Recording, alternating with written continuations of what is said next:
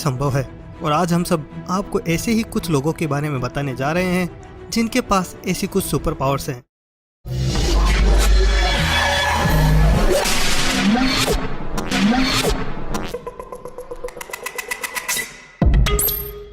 दोस्तों, आज की वीडियो का हम टारगेट रखते हैं 5000 लाइक्स। मुझे मालूम है ये टारगेट आप एक दिन में ही पूरा कर दोगे। तो चलिए शुरू करते हैं आज का ये एपिसोड।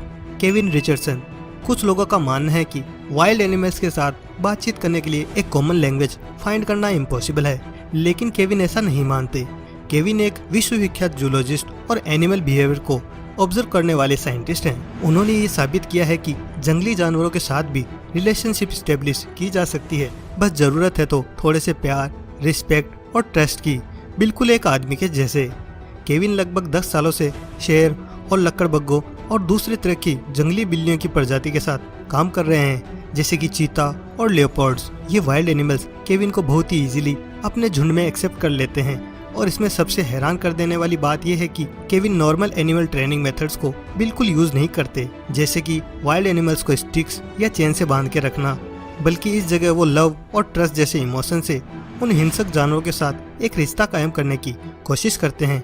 लेकिन इन जानवरों के साथ फ्रेंडशिप स्टार्ट करना इतना आसान भी काम नहीं है। इसमें सालों लग जाते हैं और ये लंबे समय तक हार्ड वर्क करने का ही नतीजा है कि केविन आज बिना किसी डर के इन हिंसक जानवरों से बिल्कुल घुल मिल गए हैं। केविन ने बताया कि वो आज जिन शेरों के साथ काम कर रहे हैं वो उनसे तब मिले जब वो बहुत छोटे थे। उन्होंने ये प्रूव किया कि लॉयन और दूसरे जंगली जानवरों में भी फीलिंग्स होती हैं। उनकी एक अलग ही पर्सनैलिटी होती है। वो भी सोशल बीइंग होते हैं और वो भी दूसरी स्पीसीज के साथ इंटरेक्ट करते हैं। अब चूंकि केविन और वाइल्ड एनिमल्स के बीच अंडरस्टैंडिंग और ट्रस्ट है, तो इसका मतलब ये नहीं कि वो डेंजरस नहीं है। केविन भी खुद उनसे कई बार इंजर्ड हो चुके हैं, लेकिन इससे उनके जानवरों के प्रति एटीट्यूड बिल्कुल नहीं बदला। As I say, he just just banged my tongue. Decided to do was to put them with their aunt, Maddie Tar, who also had cubs at the time. But Maddie Tar wasn't having anything of it. She wasn't stupid. She knew that these two were different, and she grabbed them by the scruffs of their necks and put them in the water. David Blaine. विश्व प्रसिद्ध magician David ब्लेन अपने बिल्कुल ही अतुल्य tricks के लिए दुनिया भर में जाने जाते हैं, लेकिन मैजिक के अलावा भी वो अपने आप को ऐसे हार्ड कंडीशन में रखकर सरवाइव करते हैं जिसके बारे में कोई सोच भी नहीं सकता। डेविड के पास एक पूरी की पूरी लिस्ट है जिसमें उनके पास बहुत ही भयानक अचीवमेंट है। एक बार उन्होंने प्लास्टिक बैग के अंदर 44 दिन तक बिना खाने के फ्रीज होकर बिताया और 2006 में डेविड सबसे ज्यादा समय तक पानी के अंदर सांस को रोक रखने का गिनीज वर्ल्ड रिकॉर्ड तोड़ने की कोशिश कर रहे थे, जिसमें उन्हें एक हेवी चेन के सेट से फ्री होना था।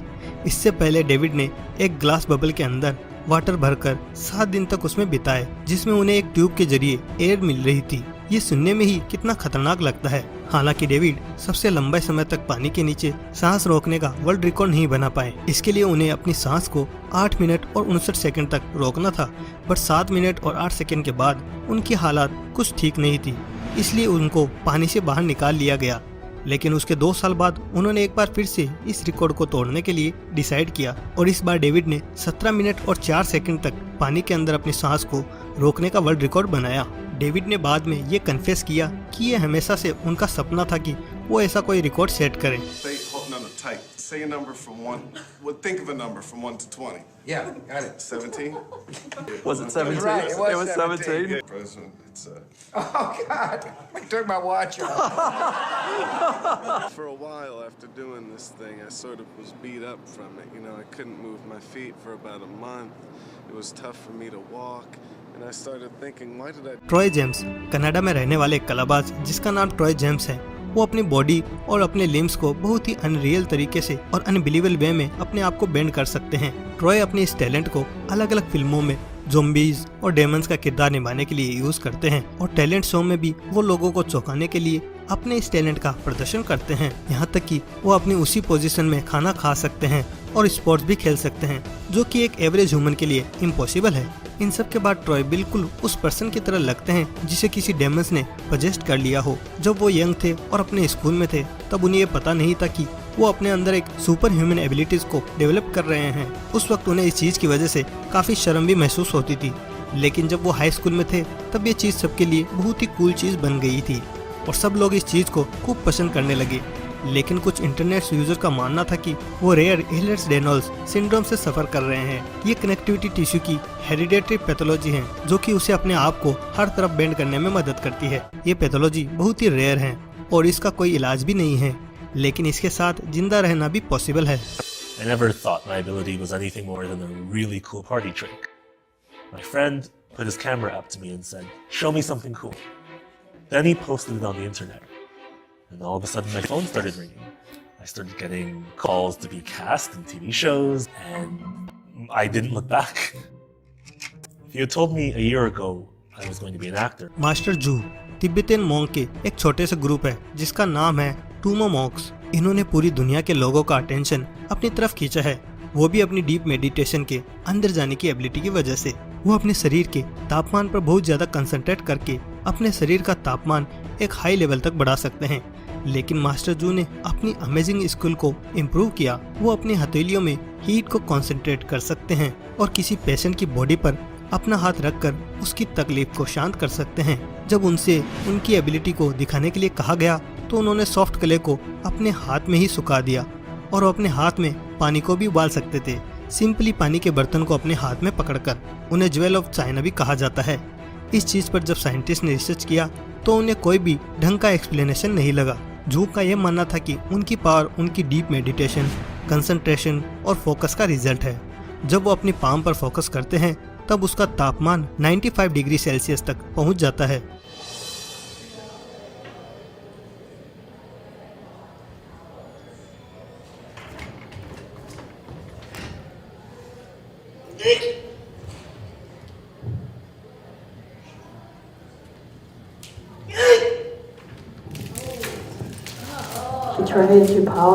वर्नर फ्रेंड, जहाँ तक मुझे लगता है कि हर किसी ने मोगली की कहानी तो सुनी ही होगी।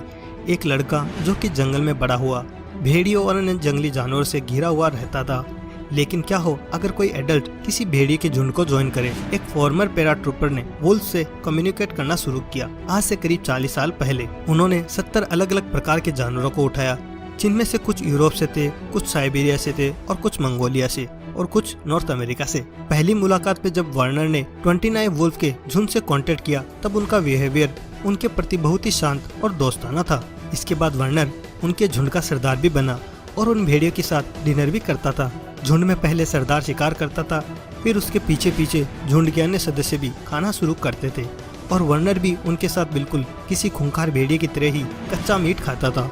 दुर्भाग्य से वर्नर की डेथ 9 फरवरी 2014 में 80 की उम्र में हो गई, लेकिन दुनिया उसे हमेशा वुल्फमैन के नाम से याद करती है।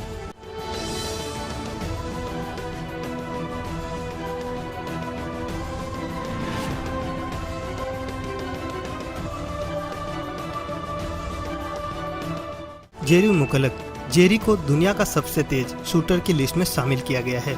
उन्होंने 50 नेशनल और करीब 45 इंटरनेशनल अवार्ड भी जीते हैं। अगर किसी बंदे की रुचि कभी वेपन्स में रही होगी तो उसने जेरी का नाम तो जरूर सुना होगा। इस अतुल्य शूटर के नाम स्पीड शूटिंग के कई वर्ल्ड रिकॉर्ड्स हैं। इन्होंने एक रिवॉल्वर से एक टारगेट कर 8 राउंड सिर्फ 1 सेकंड में फायर करने का वर्ल्ड रिकॉर्ड बनाया है और इसी के साथ साथ 6 शॉट्स 10 अलग अलग रिवॉल्वर से 17.12 सेकंड में भी लगाए हैं। जेरी को बचपन से ही हंटिंग का और शूटिंग का शौक था। एक इंटरव्यू में जेरी ने बताया कि उन्होंने आज तक अपनी पूरी जिंदगी में 1.5 मिलियन राउंड शॉट्स लिए हैं।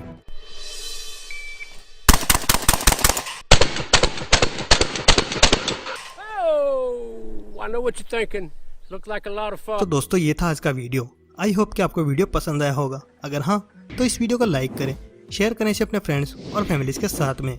अगर आप हमारे चैनल पर पहली बार आए हैं तो चैनल को जरूर सब्सक्राइब करें और साथ ही साथ बेल आइकन को भी दबा दें ताकि आपको मेरे अगले आने वाली वीडियोस की नोटिफिकेशन मिल सके। तो चलो यार, आज के लिए बस इतना ही। मिलते हैं अगले वीडियो में कुछ नए मिस्टीरियस फैक्ट्स के साथ। तब तक के लिए बाय।